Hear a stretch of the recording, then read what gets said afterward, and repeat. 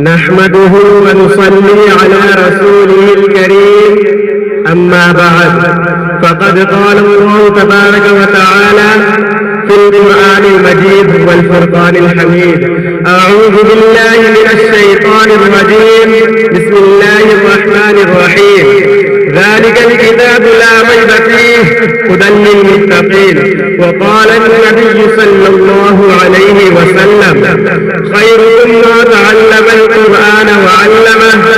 الہی رونق اسلام کے سامان پیدا کر دلوں میں مؤمنوں کے الفت قرآن پیدا کر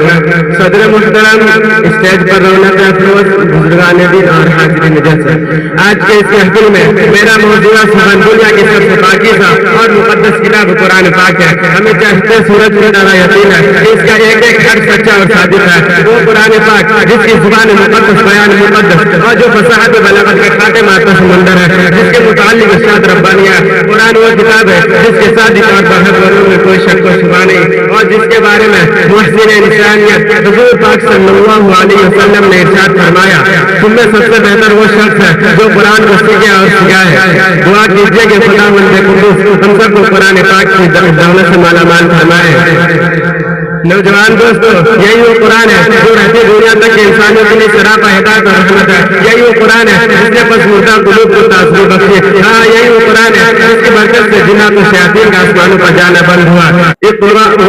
ورتل كما كنت ترتل في الدنيا فإن منزلك عند آخر آية تقرأها قیامت کے دن حافظ قرآن سے کہا جائے گا قرآن پڑھتا جا اور جنت کے درجوں پر چڑھتا جا اور ٹھہر ٹھہر کر پڑھ جیسا کہ دنیا میں ٹھہر ٹھہر کر پڑھا کرتا تھا بس تیرا مقام اور ٹھکانا وہی ہے جہاں آخری آیت پر پہنچے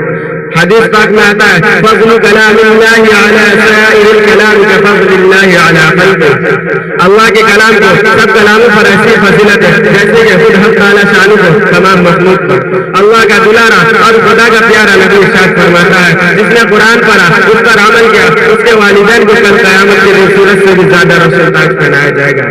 غور کرنے کا مقام ہے کہ جب والدین کو اس کی قدر نام سے نوازا جائے گا تو خود پڑھنے والے کا مقام اور مرتبہ کیا ہوگا حضرات قیامت کا دن اور ایسے 10 آدمی جن کے لیے جہنم واجب ہو چکی ہوگی حافظ قرآن اپنی رب کی بارگاہ میں سفارش کرے گا پروردگار عالم اس کی سفارش قبول کرے گا اور ان کو اس حافظ قرآن کی برکت سے نجات عطا ہوگی اسی بات پر میں اپنے تقریر کو ختم کرتا ہوں وما توفیق الا باللہ